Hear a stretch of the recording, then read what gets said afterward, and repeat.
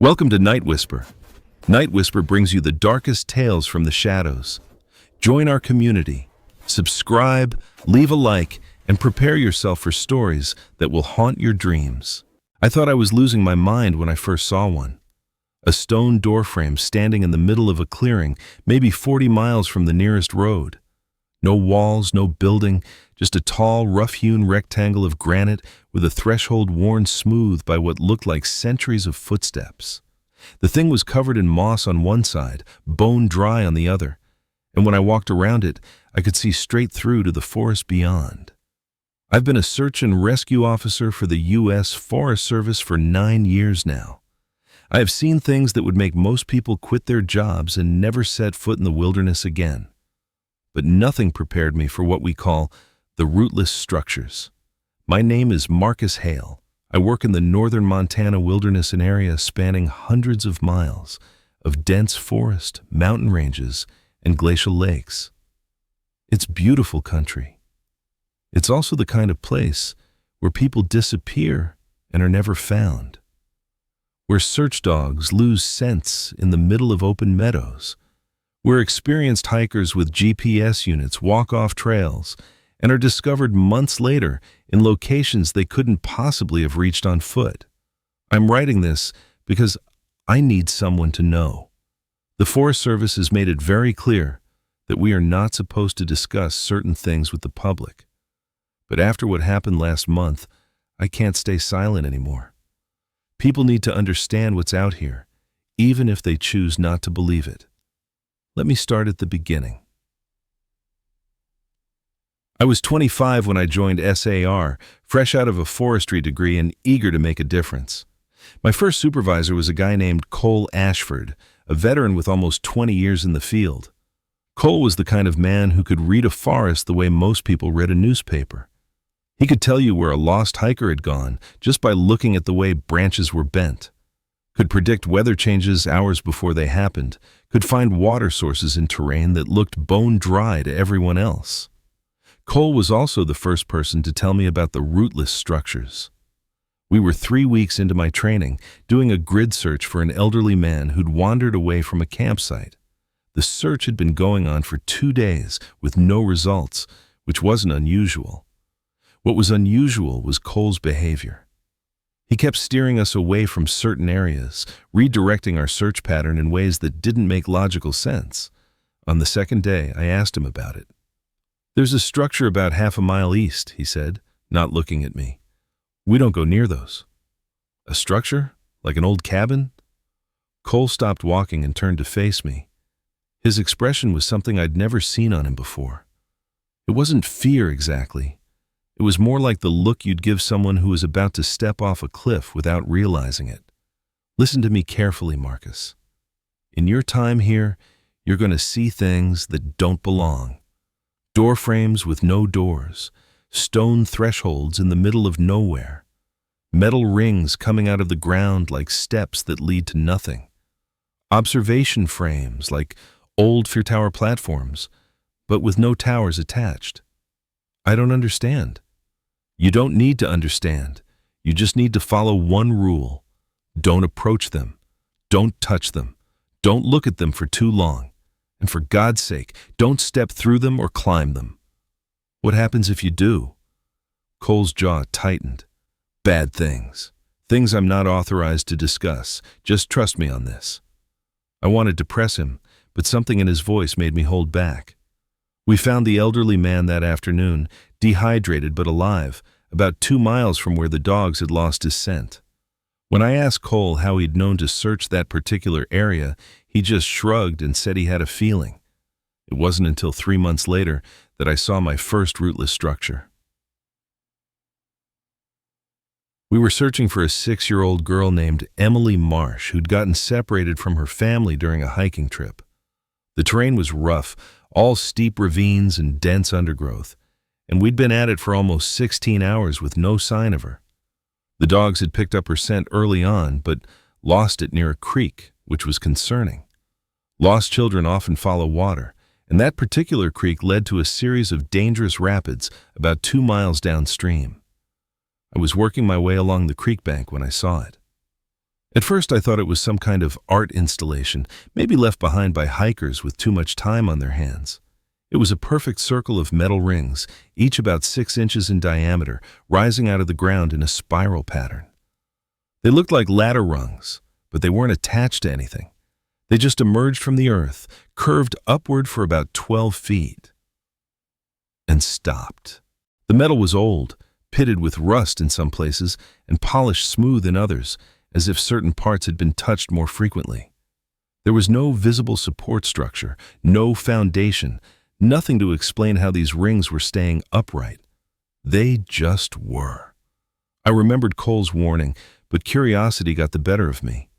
I walked closer, keeping my hand on my radio.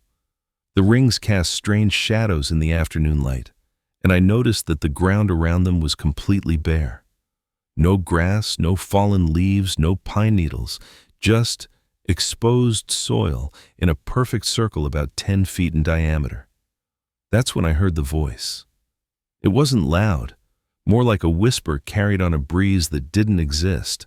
I couldn't make out the words, but the tone was unmistakable. Someone was calling for help.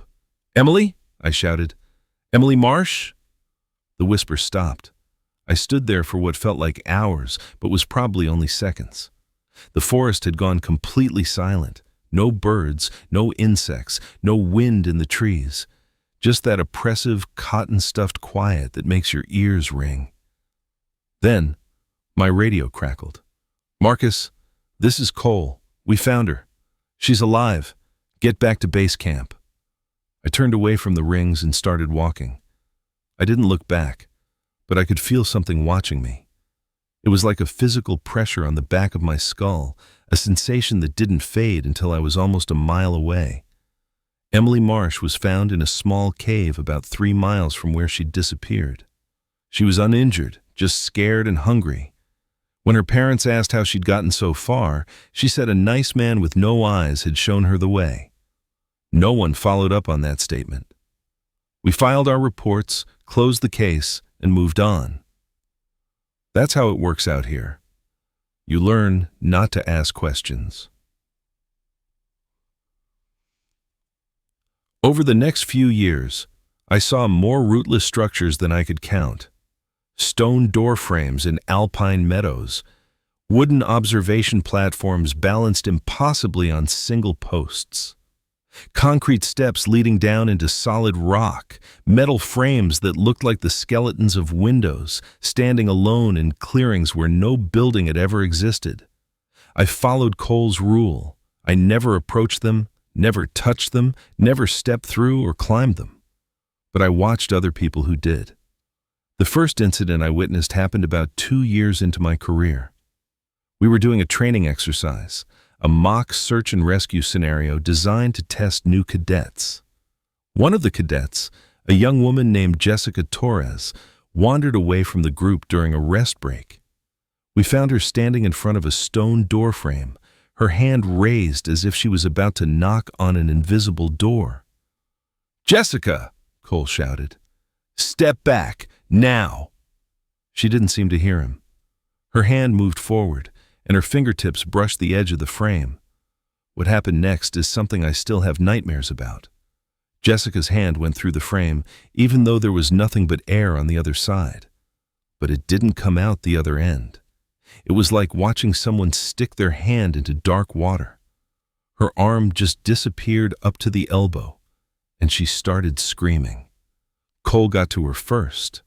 He grabbed her shoulders and yanked her backward, and her arm came free with a wet, sucking sound. She fell to the ground, cradling her hand against her chest, still screaming. Her hand was gone. Not cut off, not torn away. Gone. The stump of her wrist was perfectly smooth, like polished marble, with no blood, no bone, no indication that there had ever been anything attached to it. The medics couldn't explain it. The doctors at the hospital couldn't explain it. Jessica Torres was medically retired from the FAR service with a sealed file and a non-disclosure agreement that was probably thicker than my arm. I asked Cole about it afterward. "I told you," he said. "Bad things happen." "But what is it? What's inside those frames?" Cole was quiet for a long time. Then he said something that's haunted me ever since. "There's nothing inside them, Marcus. That's the problem. Whatever you put through, it doesn't go anywhere. It just stops existing." You might be wondering why we don't just demolish these things, rope them off, warn people about them. Believe me, we've tried. About 5 years ago, there was a directive from higher up to document and remove all rootless structures from a particular section of the park. A specialized team was brought in, people with engineering backgrounds, heavy equipment, the works. They started with a simple stone door frame near a popular hiking trail. I wasn't there when it happened, but I heard the stories. The team tried to attach cables to the frame to pull it down. The moment the cables touched the stone, they snapped like thread. They tried cutting into the foundation with diamond-tipped saws. The blades shattered on contact. They tried everything short of explosives, and when someone suggested trying dynamite, the team leader looked at the frame for a long moment and said, "I don't think that would be a good idea." The project was quietly abandoned. The official explanation was budget constraints. But that's not the worst part. Every single member of that team experienced some kind of catastrophic event within the following year. 3 died in accidents that were ruled coincidental. 2 suffered strokes. 1 walked into the forest during a camping trip and was never seen again. The team leader, a woman with 30 years of engineering experience, was found in her home having scratched the words, "It remembers," into every wall of her house. She was institutionalized and died 6 months later. After that, the policy changed. We don't try to remove the structures anymore. We don't even document their locations officially. We just avoid them and hope that's enough. I need to tell you about Cole Ashford. About 6 years into my career, Cole and I were assigned to a complex search operation in the backcountry. A family of 4 had gone missing during a week-long camping trip. Father, mother, 2 kids, aged 8 and 11. They'd failed to check in at their designated pickup point, and when rangers went to their campsite, they found everything intact. Tents still standing, food still in the coolers, clothes still in the bags. But no people. The search went on for 3 days. We covered an impossible amount of ground, bringing in dogs, helicopters, thermal imaging equipment. Nothing. It was like the family had simply ceased to exist. On the 4th day, Cole and I were sweeping a remote area near the northern boundary of the park. We'd been walking for hours, and I was starting to lose hope. Then, Cole stopped dead in his tracks. "Marcus," he said, his voice strange. "Do you see that?" I looked where he was pointing. About 50 yards ahead, there was a structure I'd never seen before. It wasn't a door frame or a platform or a ring. It was a window frame, about 4 feet wide and 6 feet tall, made of what looked like black iron. It was standing perfectly upright in the middle of a clearing, and through it, I could see the forest on the other side. But the forest on the other side was wrong. The trees were the same species, the same size, the same arrangement. But the light was different. Through the window frame, everything had a reddish tint, like the sun was setting, even though it was the middle of the afternoon. And the trees on the other side weren't moving, even though a strong wind was blowing through the clearing. "Cole," I said, "we should go." He didn't answer. He was walking toward the frame. "Cole, stop!" He stopped about 10 feet from the window. His shoulders were shaking, and I realized he was crying. "They're in there," he said. "The family. I can see them." I moved closer, despite every instinct screaming at me to run. I looked through the window frame, and I saw them too. The family was on the other side, standing in a cluster about 20 yards away. The father had his arms around the mother. The 2 children were clinging to their parents' legs. They were all looking at us. They were all screaming. I couldn't hear them. The window frame seemed to block all sound from the other side, but I could see their mouths open, could see the cords standing out in their necks, could see the raw terror in their eyes. They were screaming and screaming and screaming, and we couldn't hear a single sound. "We have to help them," Cole said. He took another step forward. I grabbed his arm. "Cole, don't. You know what happens." He turned to look at me, and I saw something in his eyes that I'd never seen before. It was resignation. "I've been doing this for almost 20 years, Marcus. 20 years of watching people disappear, finding bodies in impossible places, lying to families about what happened to their loved ones. I'm tired. Cole, please." He pulled his arm free. "Tell the others I fell into a ravine. Tell them you couldn't find my body. Tell them whatever you need to tell them." And before I could stop him, he stepped through the window frame. I don't remember much about what happened next. I know I screamed. I know I tried to reach through the frame to grab him, but my hands just passed through empty air. The other side, the red-tinted forest with the screaming family, was gone. Through the frame, I could see only the normal forest, the same trees and rocks and sky that surrounded me. Cole Ashford was gone. I sat in that clearing for 2 hours before I could make myself move. When I finally got back to base camp, I told them exactly what Cole had asked me to tell them. He'd fallen into a ravine. I'd searched for his body, but couldn't find it. A recovery team was sent out the next day, and of course, they found nothing. Cole was declared dead 3 months later. Missing, presumed fallen.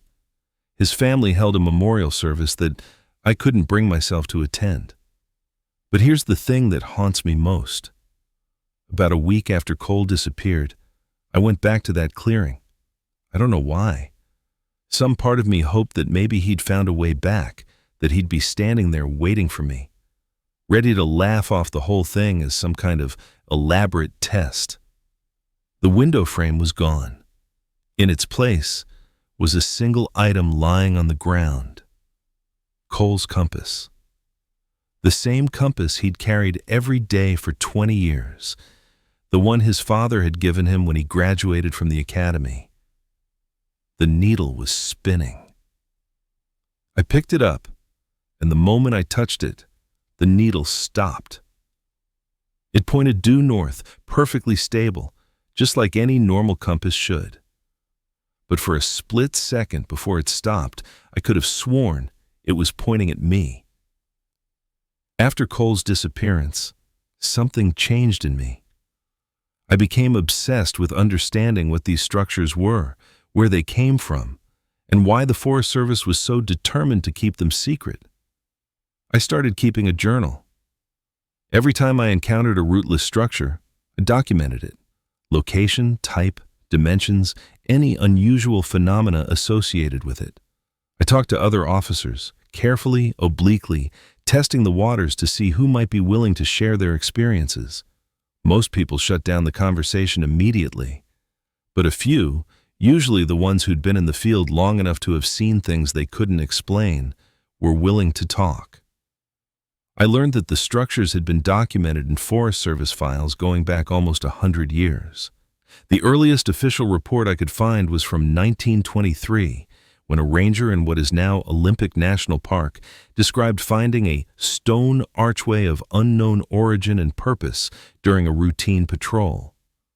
He noted that his compass behaved erratically near the structure, and that his horses refused to approach within 50 feet of it. The reports continued through the decades: stone doorframes, metal platforms, wooden observation posts, concrete steps. They appeared in every national forest, every wilderness area, every patch of federally managed land. And they all shared certain characteristics. They were always isolated, always in remote areas, always impossible to move or destroy. The disappearances associated with them were harder to track. The Forest Service doesn't keep centralized records of missing persons, and local law enforcement agencies don't share information efficiently. But found patterns if I looked hard enough. Clusters of disappearances in areas with high concentrations of structures, bodies found in impossible locations, people who vanished and reappeared days or weeks later with no memory of where they'd been. I also found references to something the old-timers called the Watchers.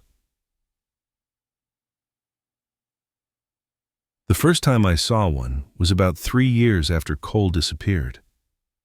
I was on a solo patrol in a remote section of the park, checking trail conditions after a series of early spring storms. The snow had melted unevenly, leaving patches of bare ground interspersed with drifts that were still several feet deep. It was treacherous terrain, the kind of place where a single wrong step could send you tumbling into a hidden crevasse. I'd stopped to rest near a small creek when I noticed movement on the ridge above me.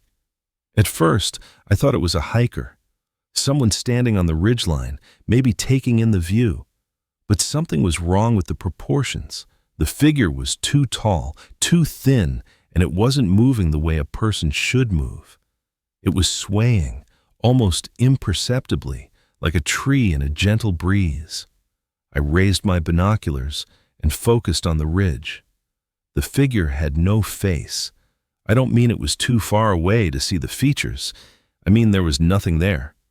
Where a face should have been, there was only smooth, pale skin, unbroken by any feature. No eyes, no nose, no mouth, just a blank oval at the top of a too long neck. It was looking at me. I know that doesn't make sense. It had no eyes to look with, but I could feel its attention like a physical weight. It was watching me with something that didn't need eyes to see. I didn't move. I didn't breathe. I just stood there with my binoculars pressed to my face, staring at this thing that shouldn't exist. Then it raised one impossibly long arm and pointed at me. I ran. I don't remember much about the next hour. I know I made it back to my truck somehow. No, I drove back to the ranger station without stopping. No, I spent the rest of the night sitting in my office with all the lights on, jumping at every sound. But the details are fuzzy, like trying to remember a dream after you've been awake for too long. The next morning, I went to see District Chief Rourke. Samuel Rourke had been with the Forest Service for over 30 years. He'd started as a seasonal firefighter, worked his way up through the ranks, and now oversaw all operations in our district. He was a big man, well over 6 feet, with a face that looked like it had been carved out of granite. Nobody messed with Rourke. I knocked on his office door at 7 a.m. before anyone else had arrived. "Come in." He was sitting behind his desk, coffee in one hand, a stack of incident reports in the other. He looked up when I entered, and something in his expression shifted. It was subtle, just a slight tightening around the eyes, but I caught it. "Marcus, you look like hell. I need to talk to you, sir, about the structures." Rourke set down his coffee. He didn't say anything for a long moment. Then he stood up, walked past me to the door, and closed it. He turned the lock. "Sit down." I sat. Rourke returned to his desk, but didn't sit. He stood there, looking down at me with an expression I couldn't read.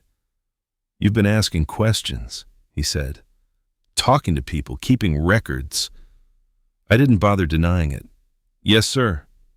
You know that's against policy." "I know, but after what happened to Cole, I couldn't just let it go." Rourke was quiet for a moment. Then he sighed, a deep, heavy sound that seemed to come from somewhere far away.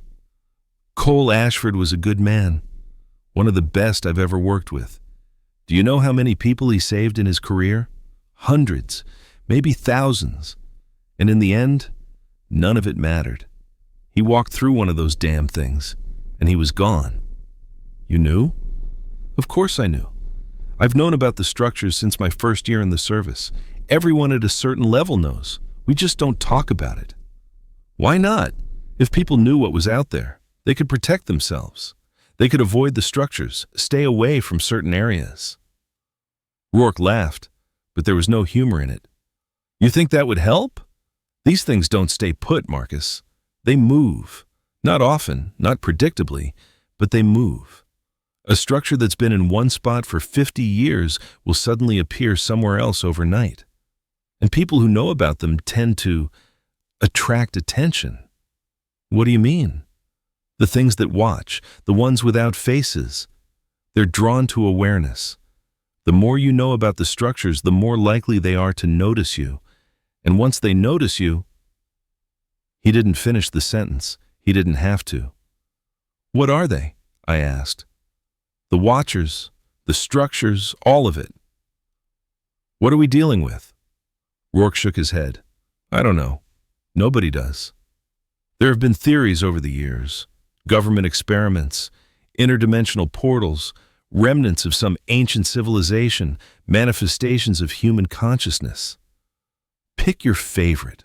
They're all equally plausible and equally meaningless.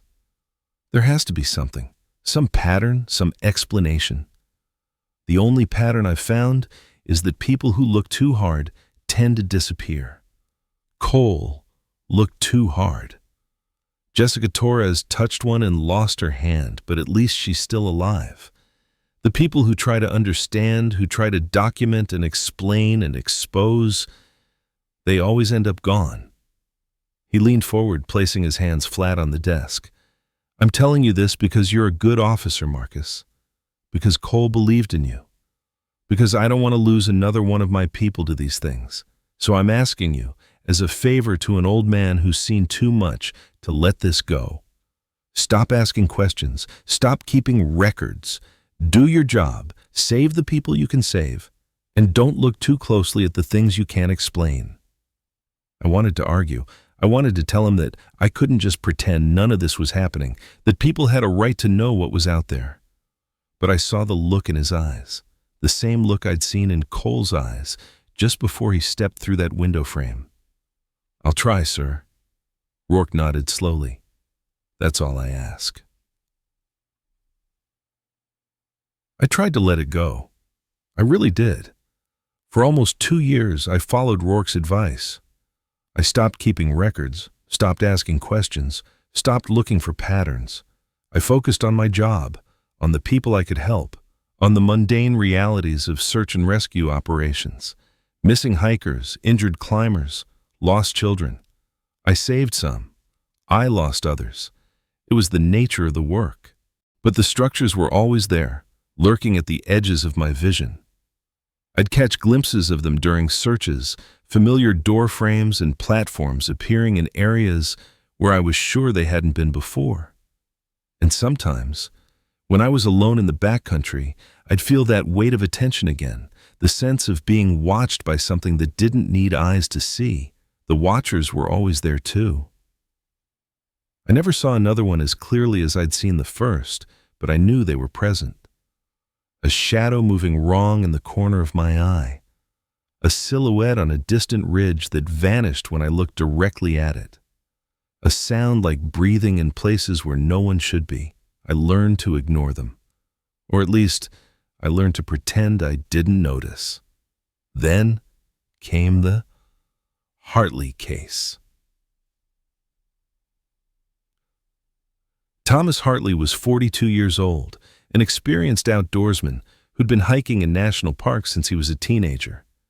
He knew the backcountry better than most of our rangers, had logged thousands of miles on trails across the country, had never once needed rescue services.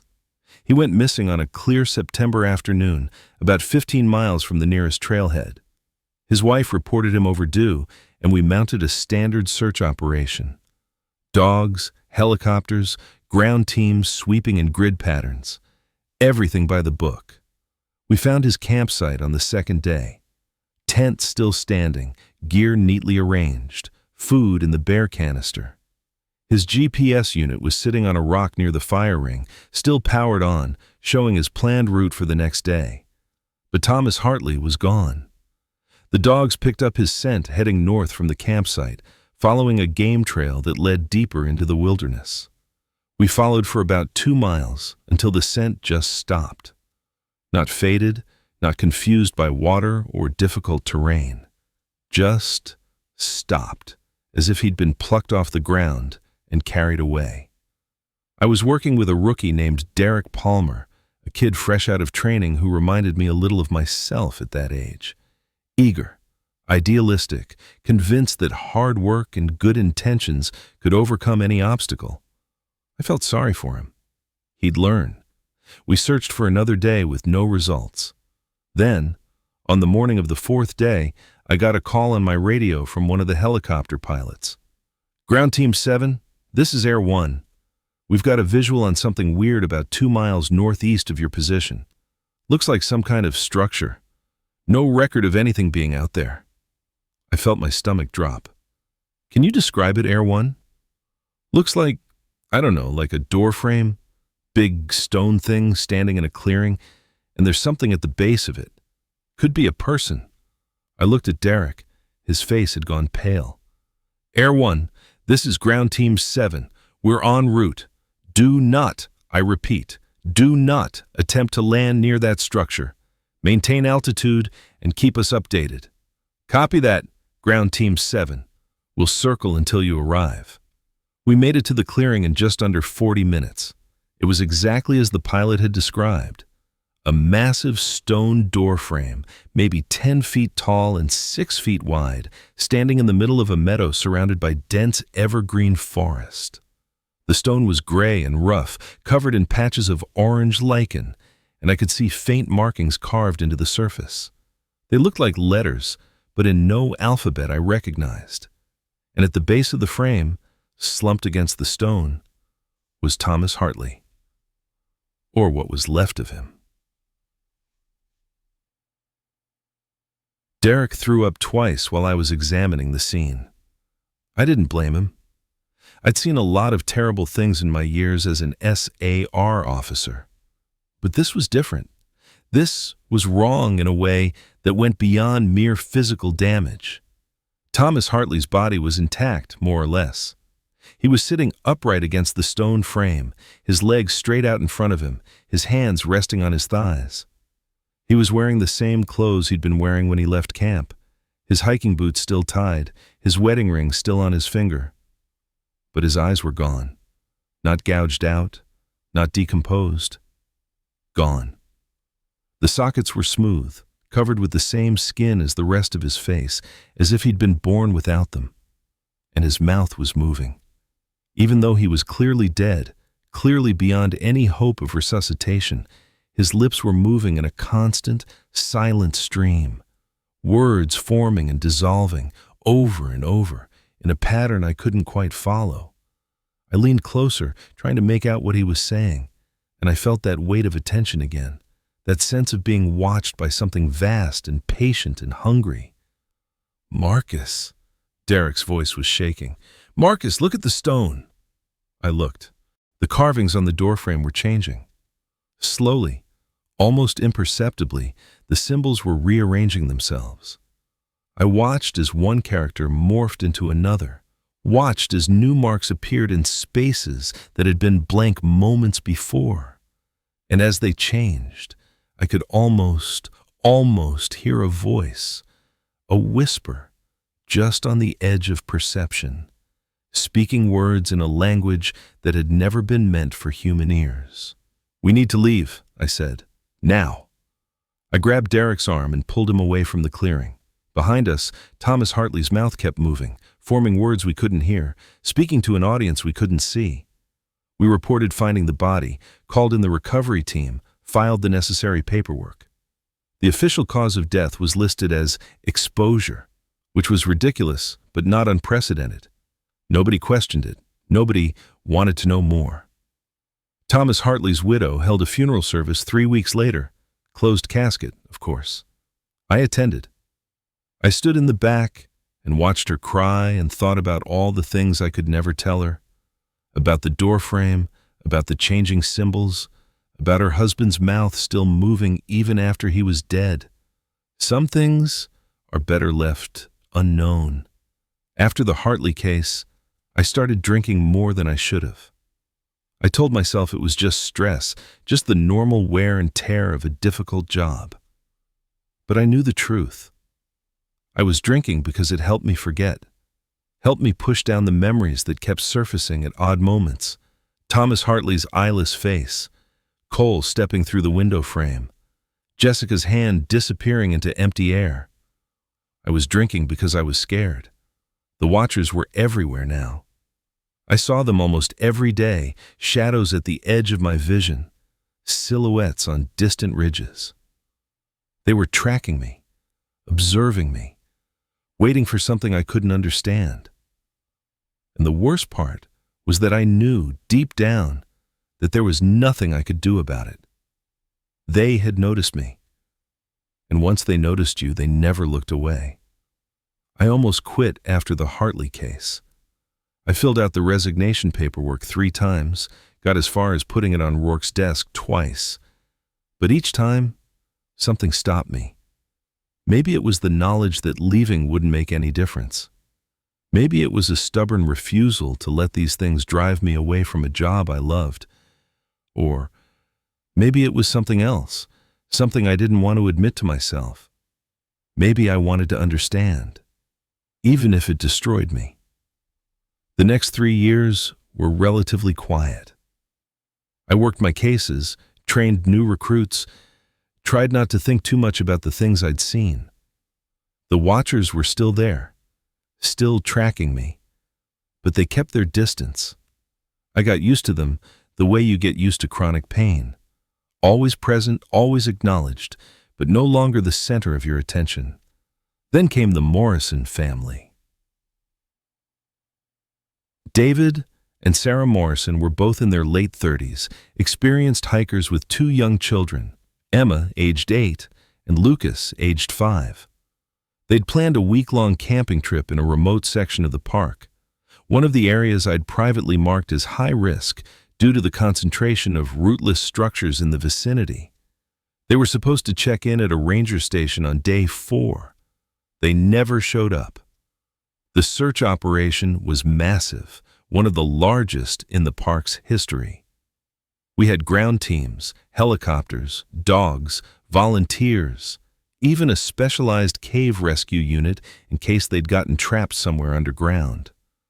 We searched for 2 weeks straight, covering every inch of a 50-square-mile area. We found nothing. No trace of them, no sign that they'd ever been there. Their car was still in the parking lot, their planned route still programmed into their GPS, but the Morrison family had simply ceased to exist. The case was officially closed after 30 days, missing, presumed dead.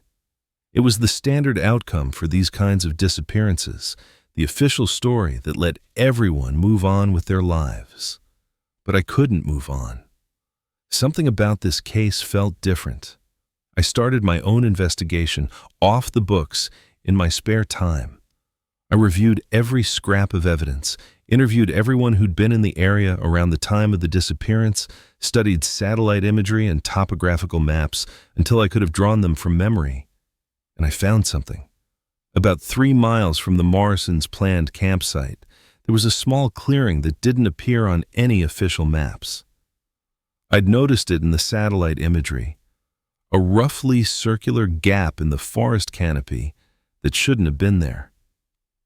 It wasn't a natural meadow or a burn scar or anything else I could identify.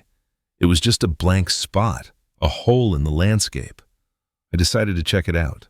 I went alone, which was stupid. Every safety protocol, every lesson I'd learned in my years of training told me that you never go into the backcountry by yourself. But I also knew that if I asked anyone to come with me, they'd want to know why. And I couldn't explain my reasons without sounding crazy. I hiked in from the west, following game trails and dry creek beds to avoid the main paths. The terrain was rough, all steep slopes and dense undergrowth, and it took me almost 6 hours to cover what should have been a 3-hour distance. As I got closer to the clearing, I started to notice changes in the forest. The trees became sparser, more twisted. The understory vegetation thinned out until there was nothing but bare soil and exposed rock. And the sounds of the forest, the birdsong and insect hum and wind in the leaves, faded to silence. I reached the edge of the clearing just as the sun was beginning to set. It was larger than I'd expected, maybe 200 feet across, a perfect circle of packed earth surrounded by a ring of dead trees. And in the center of the circle was something I'd never seen before. It was a structure, but not like any of the others I'd encountered. This one was made of bone. I don't know how else to describe it. It was a tower, maybe 30 feet tall, constructed from what looked like thousands of individual bones fitted together with impossible precision. Skulls formed the base. Long bones created the vertical supports. Ribs and vertebrae filled in the gaps. Some of the bones were clearly animal, bear skulls and deer antlers, and what might have been wolf femurs. But others were human. I saw adult skulls and child skulls. I saw tibias and femurs and phalanges. I saw a complete human rib cage, still articulated, suspended near the top of the structure like some kind of grotesque decoration. And in front of the tower, kneeling on the bare earth, were the Morrisons. They were alive. That was the first thing I noticed, the thing that short-circuited every other thought in my head. David and Sarah Morrison were kneeling about 10 feet apart, facing the tower, their heads bowed as if in prayer. Their children, Emma and Lucas, were between them, also kneeling, also bowed. "David?" I called out. "Sarah? Can you hear me?" None of them moved. I started walking toward them, my hand on my sidearm, even though I knew it wouldn't help against whatever was happening here. The air felt thick, resistant, like I was moving through water. And as I got closer, I began to hear something. It was a voice, low and resonant, speaking in a language I didn't understand. It seemed to be coming from everywhere at once, from the tower and the trees and the earth beneath my feet. And as I listened, I realized that the Morrisons were speaking too, their lips moving in unison, repeating the same words over and over. I was about 20 feet away when David Morrison raised his head. His eyes were black, not dark brown, not shadowed by the fading light. Black, like pools of ink filling his eye sockets. He looked at me without recognition, without any sign of human intelligence. He was a vessel, a container for something else. "You shouldn't be here," he said. But it wasn't his voice. It was deeper, older, wrong. "You weren't called." "What are you?" I asked. "I am the keeper of the threshold. I am the watcher in the woods. I am the answer to the question you've been asking." "What question? Why do they disappear? Where do they go? What happens to them?" The thing wearing David Morrison's body smiled, a horrible expression on his familiar face. "Would you like to know?" I should have run. Every instinct I had was screaming at me to turn around and get as far away from this place as possible. But I thought about Cole stepping through that window frame. I thought about Thomas Hartley's eyeless face. I thought about all the missing people, all the unexplained deaths, all the questions that had haunted me for years. "Yes," I said. "I want to know." David Morrison stood up. His movements were wrong, too smooth, too precise. He walked toward me, and I forced myself to stand my ground. "They go between," he said, "through the doors that were never built, up the stairs that lead nowhere, into the spaces that exist between spaces. They go to the hungry place." "Why? Why are you taking them?" "Taking? We don't take. We accept. Every soul that passes through is a gift, offered freely. They come to us. They always come to us." "That's not true.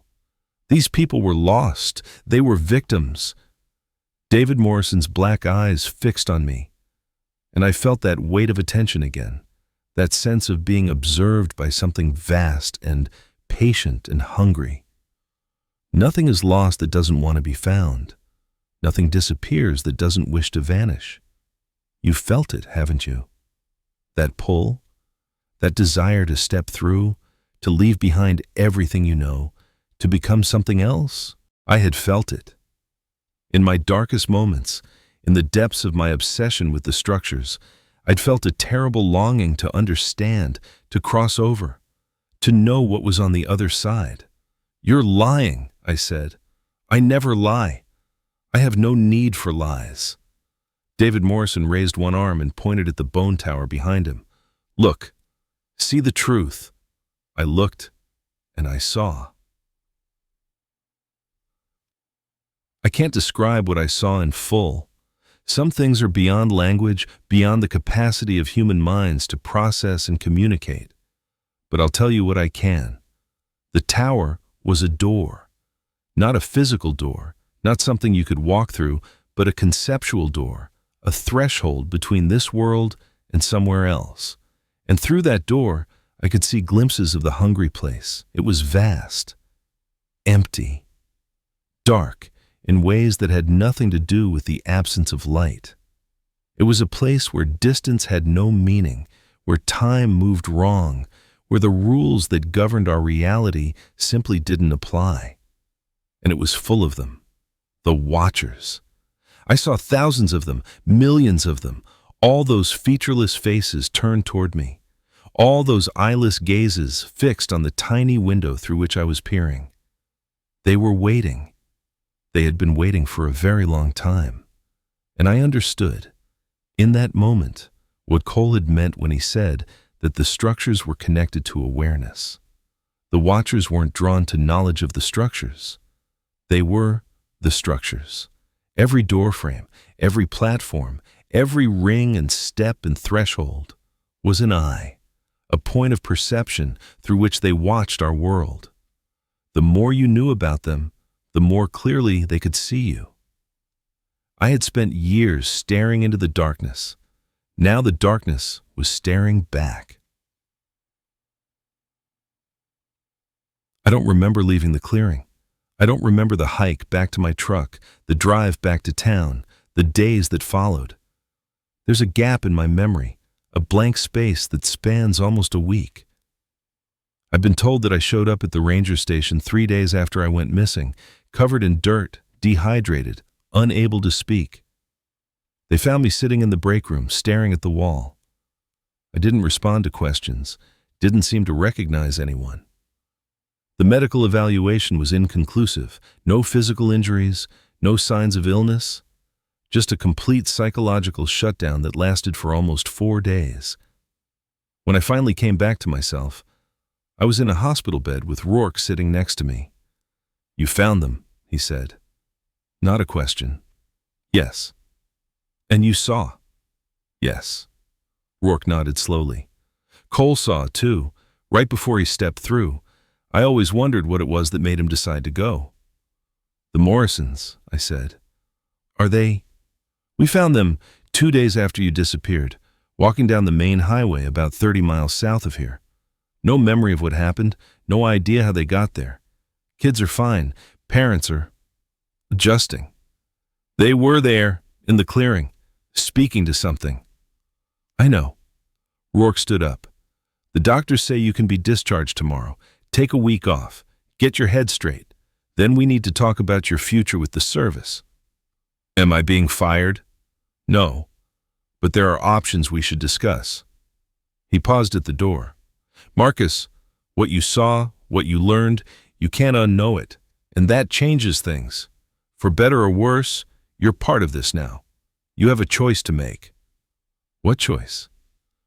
"The same choice everyone makes who sees too much. You can walk away, try to forget, live out your life pretending none of this is real. Or you can stay. Help us manage it. Keep people safe as best we can." "How do you manage something like that?" Rourke smiled, a tired, sad smile. "Very carefully, one day at a time." That was 6 months ago. I stayed. I made my choice, and I stayed. I'm not sure if it was the right decision. Some days I think I should have walked away, should have left Montana and the Forest Service and everything associated with it far behind. I could be living a normal life somewhere, working a normal job, pretending that none of this ever happened. but I keep thinking about the people I've saved. The hikers who got lost but found their way back. The children who wandered off but were recovered before anything happened to them. The families who went home intact because we found them in time. For every person who disappears into the hungry place, there are dozens more who make it out. And maybe that's enough. Maybe that's all any of us can do. I've learned more about the structures since my experience in the clearing. Not from official sources. Rourke wasn't kidding about the secrecy, but from other people like me. People who've seen too much, who've made the same choice to stay and fight instead of running away.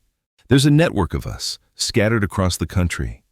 Forest Service officers, park rangers, wilderness guides, anyone whose job takes them into the places where the structures appear. We share information, compare notes, try to find patterns that might help us protect the people we serve. We've learned that the structures follow rules, even if we don't fully understand what those rules are.